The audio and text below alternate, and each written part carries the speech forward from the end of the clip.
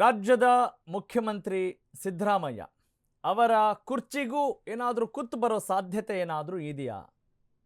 ಯಾಕಂತ ಹೇಳಿದ್ರೆ power sharing ಕುರ್ಚಿ ಕದನದ ಚರ್ಚೆಯ ನಡುವೆಯೇ ಬೇರೆ ಯಾವ ಕಾರಣಗಳು ಈ ಸುದ್ದಿಗೆ ಗ್ರಾಸವಾಗ್ತಾ ಇದೆ ಅನ್ನೋದನ್ನ ನೋಡ್ತಾ ಹೋಗೋಣ. ಎಸ್, ಸಿಎಂ ಕುರ್ಚಿಗೂ ಬರುತ್ತಾ ಕುತ್ತು, ಬಂದೊದಗತ್ತಾ ಆಪತ್ತು. ಕಾರಣ ಸಿದ್ದು ಆಪ್ತರಿಗೆ ಸರಣಿ ಹಿನ್ನಡೆ ಆದರೂ ಸಿಎಂ ಸಿದ್ದು ತುಂಬಾ ಮೌನವಾಗಿದ್ದಾರೆ. ಡಿಕೆ ಶಿವಕುಮಾರ್ ತಂತ್ರಗಾರಿಕೆ ಮುಂದೆ ಸ್ವರ್ಗ ಏನಾದರೂ ಹೋಗ್ಬಿಟ್ರ ಸಿಎಂ ಸಿದ್ದರಾಮಯ್ಯ? ಕುರ್ಚಿಗಾಗಿ ಒಳಗೊಳಗೆ ಏನಾದರೂ ಮಾಸ್ಟರ್ ಪ್ಲಾನ್ ಮಾಡ್ತಿದ್ದಾರಾ ಡಿಕೆ ಶಿವಕುಮಾರ್? ಸಿಎಂ ಸಿದ್ದು ಅಹಿಂದ ಭದ್ರಕೋಟೆ ಛಿದ್ರ ಆಗುತ್ತಾ? ಅಶ್ವವೇಗ ನ್ಯೂಸ್ನಲ್ಲಿ ಬಿಗ್ ಪೊಲಿಟಿಕಲ್ ಎಕ್ಸ್ಕ್ಲೂಸಿವ್.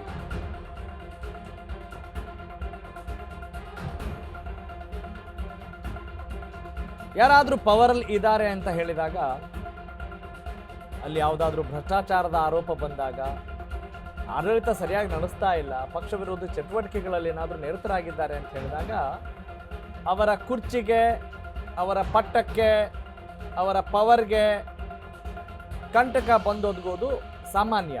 ಆದರೆ ಒಂದನ್ನು ನಾವಿಲ್ಲಿ ಅರ್ಥ ಮಾಡ್ಕೊಳ್ಬೇಕು, ಸಿಎಂ ಸಿದ್ದರಾಮಯ್ಯ ನೇತೃತ್ವದ ಕಾಂಗ್ರೆಸ್ ಪಕ್ಷ ಅಧಿಕಾರಕ್ಕೆ ಬಂದ ದಿನದಿಂದಲೂ ಕೂಡ ಈ ಕುರ್ಚಿ ಫೈಟ್ ನಡೀತಾ ಇದೆ. ಹಾಗಾಗಿ ಇದು ತೀರಾ ಸಾಮಾನ್ಯವಾಗ್ಬಿಟ್ಟಿದೆ. ಆದರೆ ನವೆಂಬರ್ ಕ್ರಾಂತಿ, ಅಕ್ಟೋಬರ್ ಕ್ರಾಂತಿ, ಸೆಪ್ಟೆಂಬರ್ ಕ್ರಾಂತಿ, ಎಲ್ಲ ಕ್ರಾಂತಿ ಸಂಕ್ರಾಂತಿ ಬಂದ ಆದಮೇಲೂ ಕೂಡ ಮತ್ತೂ ಬರೀ ಕ್ರಾಂತಿ ಆಗ್ತಾನೇ ಇದೆ. ಅದು ಊಹಾಪೋಹದಲ್ಲಿ. ನೋಡ್ರಿ, ನೀವು ಕುರ್ಚಿಯಲ್ಲಿ ಯಾರು ಕೂತ್ಕೊಳ್ತಾರೋ ಬಿಡ್ತಾರೋ ಅನ್ನೋದು ನಮ್ಮ ರಾಜ್ಯದ ಜನಕ್ಕೆ ಕುತೂಹಲ ಇರುತ್ತೆ. ಆದರೆ ಅದು ಬಹಳ ಮುಖ್ಯ ಅಂತ ಅನ್ನಿಸ್ಕೊಳ್ಳಲ್ಲ ಪ್ರಜಾಪ್ರಭುತ್ವದಲ್ಲಿ, ಅನ್ಲೆಸ್ ಡೆವಲಪ್ಮೆಂಟ್ ಅಂದರೆ ಅಭಿವೃದ್ಧಿಯ ಪರವಾಗಿ ಯೋಚನೆ ಮಾಡಬೇಕು.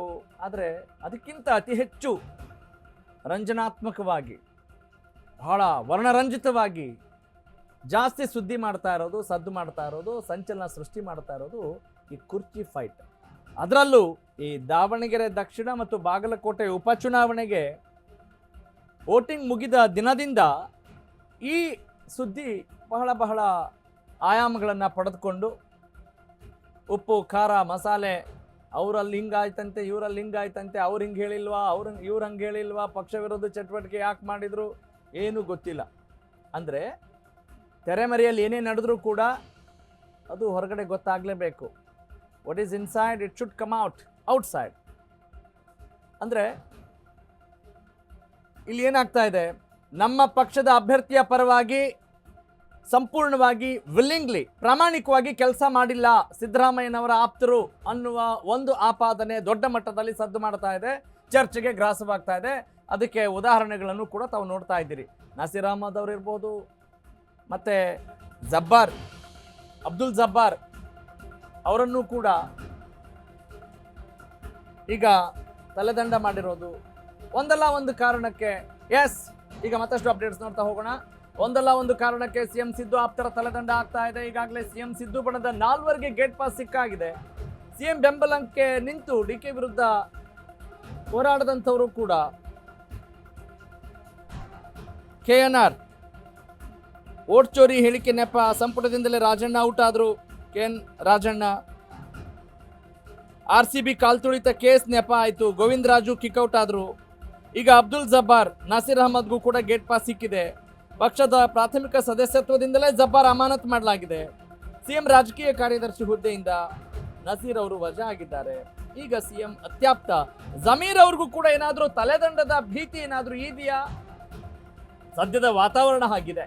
ತಲೆದಂಡ ಆಗುತ್ತಾ ಆಗಲ್ವಾ ಅಂತ ವಿ ಕೆನಾಟ್ ಸೇ ದಟ್. ನಾವು ಅದನ್ನ ಹೇಳೋಕೆ ಸಾಧ್ಯ ಇಲ್ಲ. ಏನ್ ಬೇಕಾದರೂ ಆಗಬಹುದು, anything can happen in politics. ಆದರೆ ಜಮೀರ್ ಬುಡಕ್ಕೆ ಬರುವಂತ ಇದೆ ದಾವಣಗೆರೆ ದಂಗಲ್. ದಾವಣಗೆರೆ ದಕ್ಷಿಣ ಬಹಳ ರೂಪಗಳಲ್ಲಿ ಚರ್ಚೆಗೆ ಗ್ರಾಸವಾಗ್ತಾ ಇದೆ. ಜಮೀರ್ ಅಹಮದ್ ಒಂದು ಸೆನ್ಸೇಷನಲ್ ಲೀಡರ್ ಆಗಿ ಹೊರಹೊಮ್ಮಿದ್ರು, ತುಂಬ ಡಿಮ್ಯಾಂಡ್ ಇರುವಂಥ ಒಬ್ಬ ನಾಯಕರಾಗಿ ಹೊರಹೊಮ್ಮಿದ್ರು. ಹೈಕಮಾಂಡ್ ತುಂಬ ದೊಡ್ಡ ಮಟ್ಟಕ್ಕೆ ಅವರ ಪ್ರಭಾವವನ್ನು ಏರಿಸಿದ್ದನ್ನು ಕೂಡ ನಾವು ನೋಡಿದ್ವಿ. ಅಂಥ ಒಂದು ಸೆನ್ಸೇಷನಲ್ ಲೀಡರ್ ಅವರ ತಲೆ ಬುಡಕ್ಕೆ ಅಥವಾ ಅವರ ತಲೆದಂಡಕ್ಕೆ, ಅವರ ಬುಡಕ್ಕೆ ಏನಾದರೂ ಕಂಟಕ ಬಂದು ಒದಗುತ್ತಾ ಅನ್ನುವ ಪ್ರಶ್ನೆಗೆ ಇಂಬು ಕೊಡುವಂತೆ ಸದ್ಯದ ಬೆಳವಣಿಗೆಗಳು ಇದ್ದಾವೆ. ಕಾರಣ ಏನು?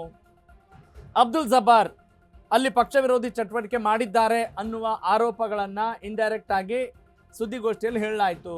ಮತ್ತು ತೆರೆಮರೆಯಲ್ಲೂ ಗುಸು ಪಿಸು ಎಲ್ಲವೂ ಕೂಡ ಇದ್ವು. ಆಮೇಲೆ ಅದಕ್ಕೆ ಪೂರಕವಾಗಿ ಅವರು ಕೂಡ ಯಾವುದೇ ಪ್ರಚಾರದಲ್ಲಿ ಬರಲಿಲ್ಲ.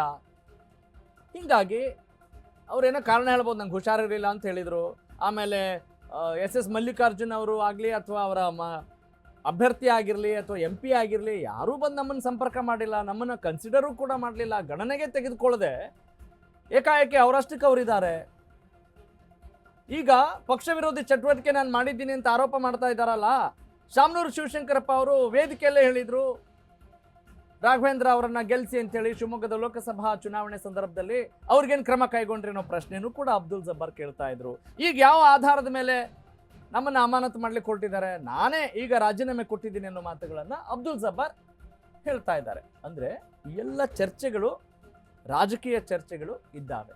ಓಕೆ, ಸದ್ಯಕ್ಕೆ ಈ ಡೆವಲಪ್ಮೆಂಟ್ಸ್ಗೆ ಸಂಬಂಧಪಟ್ಟ ಹಾಗೆ ನನ್ನ ಕಲೀಗ್, ನಮ್ಮ political correspondent Deepa Kukkuwada live join ಆಗಿದ್ದಾರೆ. ಎಸ್ ದೀಪಾ, ದಿನಗಳೆದಂತೆ ಈ ಪೊಲಿಟಿಕಲ್ ಡೆವಲಪ್ಮೆಂಟ್ಸ್ ನಾನಾ ರೂಪಗಳನ್ನು ಪಡೆದುಕೊಳ್ತಾ ಇದೆ, ನೀವು ಕೂಡ ಅಬ್ಸರ್ವ್ ಮಾಡ್ತಾ ಇದ್ದೀರಿ. ಅದರಲ್ಲೂ ದಾವಣಗೆರೆ ದಕ್ಷಿಣ ಉಪಚುನಾವಣೆ ಸಮರ ಮುಗಿದ್ರೂ ಕೂಡ ಫಲಿತಾಂಶಕ್ಕೆ ಮಾತ್ರ ಕಾಯಬೇಕಾಗಿತ್ತು. ಆದರೆ ಬೇರೆ ಬೇರೆ ಯಾವುದ್ಯಾವುದೋ ಫಲಿತಾಂಶಗಳಿಗೆ ಕಾಯುವಂತಾಗಿದೆ. ಈ ದಾವಣಗೆರೆ ದಕ್ಷಿಣದ ಉಪಸಮರಕ್ಕೂ CM ಸಿದ್ದರಾಮಯ್ಯನವರ ಕುರ್ಚಿಗೂ ಏನಾದರೂ ನೇರ ಸಂಬಂಧ, ಸದ್ಯಕ್ಕೆ ಅಲ್ಲೇನಾದರೂ ರಿಸಲ್ಟ್ ಹೆಚ್ಚು ಕಮ್ಮಿ ಆಗಿಬಿಟ್ರೆ ಇವ್ರ ಕುರ್ಚಿ ಏನಾದರೂ ಅಲ್ಲಾಡ್ಬಿಡುತ್ತೆ ಅಂತ ಇದೆಯಾ, ಅಥವಾ ಸದ್ಯದ ಈ ತಲೆದಂಡದ ವಿಕೆಟ್ಗಳನ್ನು ನೋಡ್ತಾ ಹೋದರೆ ಹಾಗೆ ಅನ್ನಿಸ್ತಾ ಇದೆಯಾ? How do you analyse it?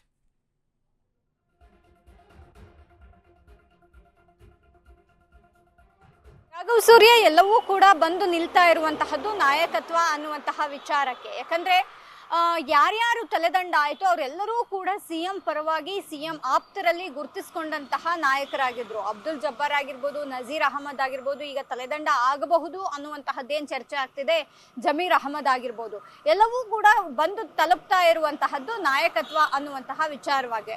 ಇದು ಕೇವಲ ನಾವಷ್ಟೇ ಅಲ್ಲ, BJP ಇವತ್ತಿನ ಒಂದು ಪೋಸ್ಟ್ ಕೂಡ ಅದೇ ರೀತಿಯಾಗಿದೆ. ಅಂದ್ರೆ ಯಾರ್ಯಾರು ಈ ರೀತಿಯಾಗಿ ಮಾತನಾಡ್ತಾ ಇದ್ರು ಅವರೆಲ್ಲರನ್ನೂ ಕೂಡ ಕನಕಪುರದ ಬಂಡೆ ಒಡೆದಾಕಿದ್ರು ಅನ್ನುವಂತಹ ಪೋಸ್ಟ್ ಒಂದನ್ನ ಮಾಡಿ ಅದನ್ನ BJP ಕೂಡ ವ್ಯಂಗ್ಯ ಆಡುವಂತಹ ಒಂದು ಪೋಸ್ಟ್ ಅನ್ನ ವೈರಲ್ ಮಾಡ್ತಾ ಇದೆ. ಹಾಗಾಗಿ ಸಹಜವಾಗಿ ಮೇಲ್ನೋಟಕ್ಕಷ್ಟೇ ಅಲ್ಲ, ಇದರ ಇರುವಂತಹ ಏನು ಕೂಡ ಇದೇ ವಿಚಾರವಾಗಿರೋದು ಅನ್ನುವಂತಹದ್ದು ಕೂಡ ಸದ್ಯ ರಾಜಕೀಯದಲ್ಲಿ ಚರ್ಚೆ ಆಗ್ತಿದೆ. ನೀವು ಹೇಳಿದಂತೆ ಇರುವಂತಹ ಏನು ನಾಯಕತ್ವ ವಿಚಾರದ ಬಡಿದಾಟ ಇದೆ, ಅಲ್ಲಿ ಹಿಂದಿನಿಂದಲೂ ಕೂಡ ನೋಡ್ಕೊಂಡು ಬಂದ್ರೆ ರಾಜಣ್ಣ ಆಗಿರ್ಬೋದು, ನಾಗೇಂದ್ರ ಆಗಿರ್ಬೋದು, ಗೋವಿಂದ ರಾಜ್ ಆಗಿರ್ಬೋದು, ಎಲ್ಲರನ್ನೂ ಕೂಡ ಒಂದು ಹಂತಕ್ಕೆ ಆ ಒಂದು ವೇದಿಕೆಯನ್ನ ಪೂರಕವಾಗಿ ಮಾಡಿಕೊಂಡು ಸೃಷ್ಟಿ ಮಾಡಿಕೊಂಡು ಅಲ್ಲಿ ಅವರನ್ನ ಹೊಡೆದಾಕುವಂತಹ ಕೆಲಸವನ್ನ, ಆ ಹೊಡೆದಾಕುವಂತಹ ವಿಚಾರವಾಗಿ ತನ್ನ ಇನ್ವಾಲ್ವ್ಮೆಂಟ್ ಇಲ್ಲ ಅನ್ನುವಂತಹದನ್ನ ಒಂದಿಷ್ಟು ಜನ ಪೋಟ್ರೆ ಮಾಡಿಕೊಂಡು ಇಲ್ಲಿ ಪ್ರಮುಖವಾಗಿ ವಿಷಯಾಧಾರಿತವಾಗಿಯೇ ಅವರನ್ನ ತೆಗೆದುಹಾಕಲಾಗಿದೆ ಅನ್ನುವಂತಹದ್ದೆಲ್ಲವನ್ನ ಇಟ್ಕೊಂಡು ಕೂಡ ಒಬ್ಬೊಬ್ರನ್ನೇ ಕೆಳಗಿಳಿಸುವಂತಹ ಕೆಲಸವನ್ನ, ಅವರನ್ನ ಬಾಯಿ ಮುಚ್ಚಿಸುವಂತಹ ಕೆಲಸ ಆಗ್ತಿರೋದಂತೂ ನಿಜ. ಈಗ ಜಮೀರ್ ಅವರ ವಿಚಾರವಾಗಿಯೂ ಕೂಡ ತಕ್ಷಣಕ್ಕೇನು ಕ್ರಮ ಆಗದೇ ಇದ್ರೂ ಕೂಡ ಮುಂಬರುವಂತಹ ಸಂಪುಟ ಪುನರ್ರಚನೆ ಅಥವಾ ವಿಸ್ತರಣೆ ವೇಳೆ ಒಂದಿಷ್ಟು ಚರ್ಚೆ ಆಗಬಹುದು ಅಥವಾ ಅವರನ್ನ ಕೈ ಬಿಡಬಹುದು ಅನ್ನುವಂತಹದ್ದು ಕೂಡ ಇದ್ದೇ ಇದೆ. ಹಾಗಾಗಿ ಸದ್ಯದ ಮಟ್ಟಿಗೆ CM ಸಿದ್ದರಾಮಯ್ಯ ಒಬ್ಬಂಟಿ ಆಗ್ತಿರೋದು ನಿಜ. ಆದ್ರೆ CM ಸಮರ್ಥನೆ ಮಾಡ್ಕೊಳ್ಳೋದ್ರಲ್ಲಿ ಎಲ್ಲೋ ಒಂದ್ ಕಡೆ ಹಿಂದೇಟ್ ಹಾಕಿದ್ರ ಅನ್ನುವಂತಹ ಪ್ರಶ್ನೆ ಕೂಡ ಎದ್ದಿದೆ. ರಾಜಣ್ಣ ವಿಚಾರವಾಗಿ ಇಟ್ಕೊಂಡು ಅಥವಾ ನಾಗೇಂದ್ರ ದಿನಗಳಿಂದಲೂ ಕೂಡ ನೋಡ್ತಾ ಬಂದ್ರೆ ಆ ರೀತಿ ಆದಂತಹ ಯಾವುದೇ ಪರಿಸ್ಥಿತಿಯನ್ನು ಅವರು, ಆ ವ್ಯಕ್ತಿ ಯಾರಿರ್ತಾರೆ ಅವರನ್ನ ಸುಮಾರು 1 ತಿಂಗಳು 15 ದಿನನೂ ದೂರ ಇಡುವಂತಹ ಕೆಲಸವನ್ನು ಕೂಡ ಅವರು ಮಾಡಿರೋದು ಕೂಡ ಇದೆ. ಗೋವಿಂದ ರಾಜು ಇಶ್ಯೂ ಆದಾಗಲೂ ಕೂಡ ಸುಮಾರು 1 ತಿಂಗಳ ಕಾಲ ಗೋವಿಂದ ರಾಜು CM ಮನೆಗೆ ಬರಲಿಲ್ಲ ಅನ್ನುವಂತಹದ್ದು ಸ್ಪಷ್ಟವಾಗಿ ಗೊತ್ತಿರುವಂತಹ ವಿಚಾರ, ಬಹಿರಂಗ ಸತ್ಯ ಕೂಡ ಹೌದು.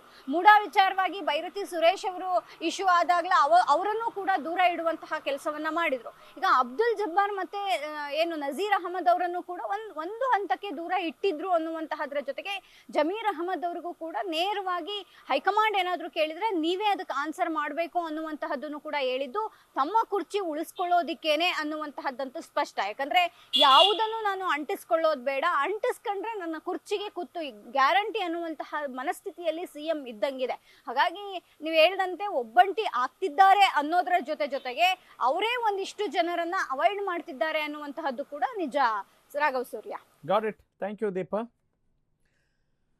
ಫೈನ್. ಇದು ನಮ್ಮ ರಾಜ್ಯದ ರಾಜಕೀಯದ ಆಡಳಿತದ ಮೇಲೆ ಯಾವ ರೀತಿ ಪರಿಣಾಮ ಬೀರುತ್ತೆ, ನಮ್ಮ ಪ್ರಜೆಗಳು ಎಚ್ಚೆತ್ತುಕೊಳ್ಳುವವರೆಗೂ ಕೂಡ ರಾಜಕಾರಣಿಗಳು ಈ ರೀತಿಯಾದಂಥ ಆಟಗಳನ್ನು ಆಡ್ತಾನೆ ಇರ್ತಾರೆ. ಅಂದರೆ ಇದು ಆಟ ಅಂತ ಹೆಂಗೆ ಹೇಳ್ಬೋದು ರೀ ಅಂತ ನೀವು ಕೇಳ್ಬೋದು. ಯಾಕೆ ಅಂತ ಹೇಳಿದರೆ, ಪ್ರಜೆಗಳ ಬಗ್ಗೆ ಏನಾದರೂ ಭಯ ಇದೆಯೇನ್ರಿ ಪ್ರಜಾಪ್ರಭುತ್ವದಲ್ಲಿ ರಾಜಕಾರಣಿಗಳಿಗೆ? ಅದಿಲ್ಲ.